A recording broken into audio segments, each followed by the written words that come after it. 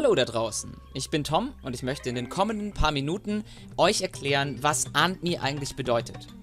Ihr habt sicher in der einen oder anderen Situation schon mal gehört, wie hervorragend AntMe dazu geeignet ist, jemandem das Programmieren beizubringen. Und darin besteht eigentlich auch schon die Kernfunktionalität des Spiels. AntMe sagt es schon, der Spieler hat nämlich die Aufgabe, aus einer dummen Ameise eine echte Ameise zu machen, wie sie sich in der echten Natur befindet. Das Spiel teilt sich in zwei verschiedene Spielphasen auf. In der ersten Hälfte bewegt man sich hauptsächlich in so einem Code-Editor, den wir hier jetzt auch schon am Bildschirm sehen. Das ist das gängige Werkzeug für Programmierer, um echte Software zu schreiben. In der zweiten Hälfte kann man dann in einer laufenden Simulation, da wird eine kleine Welt simuliert mit Nahrungsmitteln und Gegnern, da kann man dann seiner Ameise zuschauen, wie sie sich denn in der echten Welt schlägt. Schauen wir uns zuallererst mal die Entwicklungsumgebung an. Das ist die Stelle, an der sich der Spieler wiederfindet, wenn er das Projekt von der Webseite runtergeladen und in Visual Studio geöffnet hat. Das ist der Bereich, wo das Spiel dem Spieler verschiedene Situationen im Leben einer Ameise zur Verfügung stellt und der Spieler kann jetzt hier entscheiden, wie die Ameise entsprechend in der Situation reagieren soll. Schauen wir uns beispielsweise mal den Block Fortbewegung an. Dort drin befindet sich ein Block, der mit Wartet beschriftet ist. Und wartet bedeutet, die Ameise steht nasebohrend auf dem Spielfeld. An der Stelle kann der Spieler jetzt entscheiden, wie Ameisen in solchen Situationen reagieren sollen.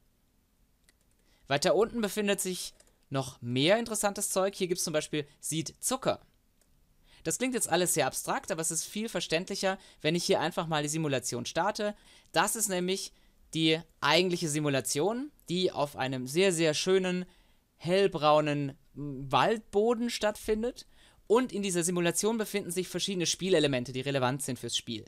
Wir haben zum Beispiel den Ameisenhügel, wir haben hier diese weißen Dinger, das sind Zuckerberge, es gibt diese grünen Klumpen hier, das sind Äpfel und wer es ganz kompliziert mag, kann auch mit diesen Kollegen hier arbeiten. Diese blauen Kleckse hier sind nämlich Wanzen.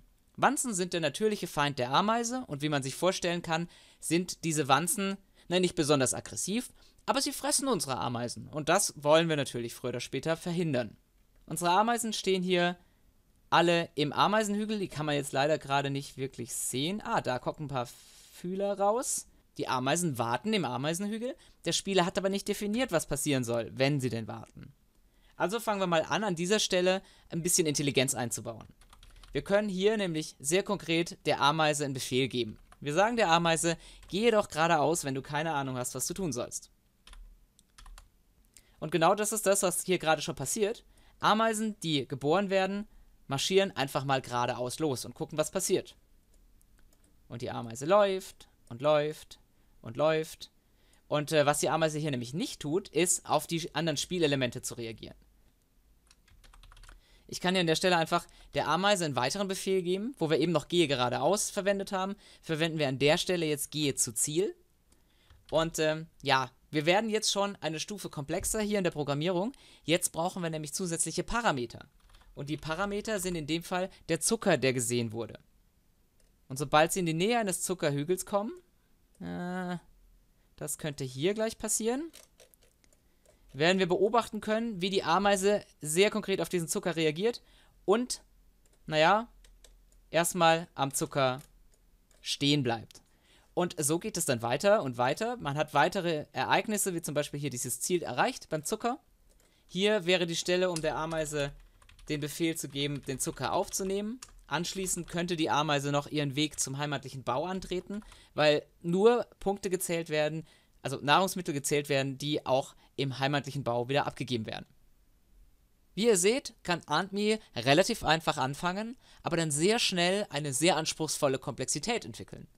Spätestens dann, wenn man sich um alle Spielelemente kümmern will, dafür Markierungen verwendet oder seine Ameisen spezialisiert.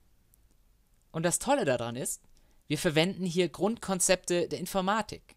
Wir haben eine Klasse geschrieben, wir greifen auf Events zurück, wir implementieren Methoden mit Parametern, greifen später noch auf Attribute zurück. Das heißt, wir verwenden das tägliche Handwerkszeug eines Programmierers. Der Spieler lernt also auf diese spielerische Weise, mit solchen Dingen umzugehen. Was wir da gerade gesehen haben, war AntMe 1.6. Ein Projekt, das inzwischen gute 6 Jahre alt ist. Aktuell arbeiten wir aber in der zweiten Version dieses Spiels. Grafisch etwas anspruchsvoller und sicher auch mit der ein oder anderen neuen Funktion. Also, wirf einen Blick in die Beschreibung dieses Videos. Dort gibt es einen Link auf den aktuellen Newsletter. Und über diesen Newsletter erfährst du, wann es coole Neuigkeiten zu diesem Spiel gibt und kannst live dabei sein, wenn die Ameisen die Welt erobern.